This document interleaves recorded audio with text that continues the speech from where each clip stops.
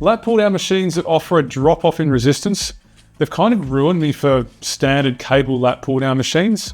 And the reason is, one, they feel amazing, but two, when we're doing a lat pull-down, our ability to produce torque, it actually decreases as we get to that short end of the range. And that's what encourages exercise cheating and kind of swinging back and forth. You can see in this video from back in 2017, where I was doing this fairly heavy pull downs just on a normal cable machine. And I figured I'd film myself. And when I looked at it, I had no idea during the exercise that I was doing these little subtle shifts. You know, I'm lifting the bum off the seat a little bit. I'm leaning forward at the top and then leaning back at the bottom. And that's kind of little subtle cheats and using momentum and other muscles to try and move that handle down. And when you have a machine that offers drop off, it better matches what our muscles can produce and ultimately feels way better. And it's kind of a more complete muscular challenge. And that's why pull downs that do offer drop off are very valuable. So in this video, I'm going to take you through the prime strength lat pull down machine. We're going to look at some considerations you might want to think about when using the machine. And I'm just going to show you how those different rungs work, and when you're putting plates on it, what happens to the drop off in resistance and where you might want to put the plates to maximize the drop off that you're going to get from doing pull downs on this machine. Taking a really brief look at the anatomy of this machine, on the screen there you can see there are 3 rungs that you can put weight plates onto, and depending on which rung you decide to use, it will mean you're dealing with a different resistance profile when you do the exercise.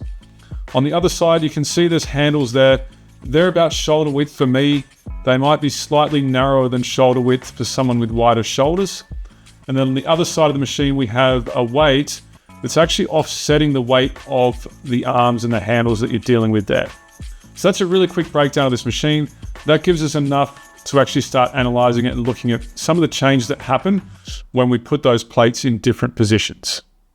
In order to analyze these changes, we're going to look at moment arms. And what that is, it's essentially the distance between the line of force and the axis of the machine. Now, in this machine, the line of force is represented by the weight plate, and that's obviously got gravity acting on it. So we're going to draw an arrow straight down for that. Axis of the machine is a little yellow dot that I'm going to draw on a green dot on the actual machine. And then we just draw a perpendicular line across from that line of force to the axis. And we're going to look at that and see how that moment arm changes through different parts of the range when we're using this machine. So let's take a look at how that moment arm changes and how we actually get that drop off when we're doing this pull down. So here we are, we've got it on the top rung here, and I can show you the line of force represented by that red line. Now, obviously we're not looking at this from the perfect angle. It's kind of a slight angle on the machine, so you can't see it perfectly. So I'm just doing my best in terms of showing roughly where that line of force of that plate is. So that's represented by the red line. We have the axis that's rotating around, which is this yellow dot right in the middle here. And then we've got the moment arm, which is the perpendicular distance there. So that's this line here. We just draw that out to the red line there.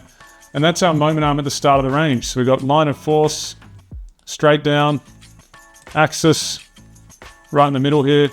And then the moment arm is that distance between the axis and the line of force there. Here we are now at the bottom of the range. So the plate has now moved all the way up, and you can see the dramatic difference that's going to make in the moment arm already. We've got this red line representing that line of force of that plate. We draw that down there. Then we have the axis obviously hasn't changed. That's still this dot here. And now that moment arm is going to be drastically reduced. So you can see here, I've actually drew that. It's the same length as it was at the start, and it's dropped off considerably here as we get to that end of the range. And that's what we want. It's creating a nice drop off there, all else being equal. So moment arm in the middle there, really good reduction. Line of force, this red line, and then the axis, obviously that yellow dot in the middle there. So in this scenario, pretty nice drop off as we get to the end of the range when we've got that on the top rung there.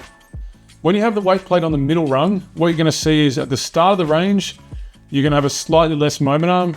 Then when you get to the middle of the range, that's when the moment arm is going to be greatest, and that's where resistance is the greatest.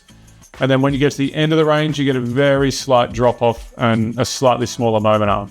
So you only really get a very small change in resistance when you have it on that middle rung. Finally, we're going to put the weight plate on the bottom rung and just see how those moment arms change.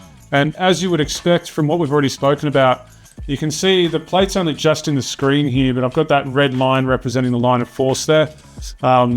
Axis, yellow dot, and then we've got a moment arm here, which we'll just draw a little bit shorter than that. And I'm trying to get it perpendicular and it doesn't let me, which is what happens sometimes on this thing. There we go, perpendicular line there. So that's the moment arm when you're just starting the rep, when you have the plate on the bottom rung there. Final one we're going to look at is when we have that weight plate on the bottom rung and we're at the bottom of our range of the rep. We're at the bottom of the range and we've got the weight plate on the bottom rung. So similar kind of setup, we've got the axis obviously, line of force represented by that plate, and then that moment arm, which is going to be quite considerable. We look at that. That moment arm's increasing. It's increased quite a lot as we got to the bottom of the range. And that's essentially opposite of what we want in a pull down. We would like it to be getting closer and have that resistance dropping off. Now in this machine, if there was other things going on to offset that, you could create some drop off from that, but actually there's not. So that moment arm is what makes the difference in resistance here. And yeah, when we have it on the bottom rung, it essentially means that it's getting really hard where we're getting weaker. And what does that do? Encourages us to kind of swing that weight around and not really own it so much. I did a little experiment where I used a weight scale and I checked how much that 10 kilo plate weighed when it was on each rung at different points in the range. Now, when I had it on the top rung, I actually got a drop off of about 30 to 33% from the top of the range all the way down to the bottom of the range. That was really nice. When it was on the middle rung, it changed a little bit. Like the resistance increased as we got to the mid-range, then dropped off a little bit, but the changes weren't very dramatic. And then when I had it on the bottom rung, what I noticed was obviously it started off quite light, and as we got to the bottom of the range, it got very heavy, essentially doing the opposite of what the top rung did. It increased in resistance by about 30 to 33% when it was on that bottom rung. Two other really small considerations on this machine. One is the handle width. Now, if you've got whip snake width shoulders like me, it's going to be perfect for you. For me, it just goes perfectly like that on train tracks almost. But if you've got a big bodybuilder with wider shoulders, that grip might end up being a little bit narrow for them and it might end up flaring their elbows out. So that's one thing to consider. Second thing is, where do you lean when you're doing this exercise? If you lean back a long way, what will end up happening is that handle will be pulling outwards and downwards at the same time. You can see that line I'm drawing on the screen there. And essentially what you're doing then is you're actually increasing the resistance. So even though you're getting drop off from the plate, if you lean back and pull back on that handle, you're actually increasing the resistance and you're undoing some of the drop off that the plate gave you when it was on the top rung there. Overall, I think this prime lat pull down is just a really nice piece. It offers us drop off where we want it to drop off as we get to that short end of the range.